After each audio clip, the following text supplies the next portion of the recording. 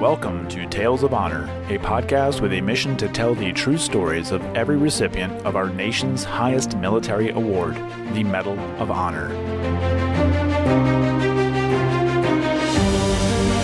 Hello, everyone, and welcome to today's episode of Tales of Honor podcast. This is number 392, and I have two birthdays to go over before we get into today's episode. First up was yesterday, Michael John Fitzmaurice, who turned 71 years old. He was born March 9th, 1950, a former Army Specialist 4 who received the Medal of Honor for his actions in the Vietnam War. So a very happy 71st birthday to Michael. And coming up on Friday will be James Philip Fleming. He is a former Air Force colonel that received the Medal of Honor for his actions during the Vietnam War as well. He'll be turning 78 years old on Friday, March 12th, 1943. So a very happy birthday to James and once again to Michael. So those are the two birthdays we have. I think there's only one more for the month of March. Just a reminder, please head on over to the show notes and click on the link that takes you to the Medal of Honor mail call for more information on how you can correspond with a living Medal of Honor recipient. That is all I have for today. So let's move right on into today's episode, number 392. Charles was born on the 1st of February, 1888 in Pittsburgh, Pennsylvania, and unfortunately, not much is known about his early or later life.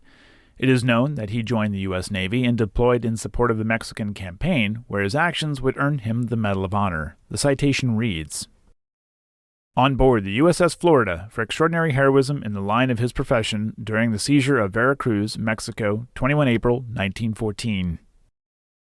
The USS Florida was a battleship that was commissioned on the 15th of September 1911 in the New York Navy Yard.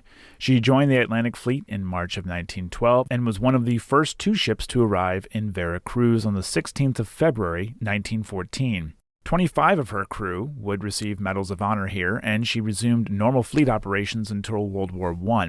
She participated in wartime readiness before leaving the States on the 25th of November 1917 for the North Sea to reinforce the British Grand Fleet. The USS Florida was the only American ship to not be quarantined due to the spread of the Spanish flu within the Grand Fleet, and she was replaced within the fleet in late November of 1918 in order to escort the SS George Washington to France with President Wilson on board. She would go on to normal peacetime duties until 1924 when she was taken out of service for modernization in the Boston Navy Yard. Once back on the sea, she continued operations until she was decommissioned on the 16th of February, 1931, and broken up for scrap.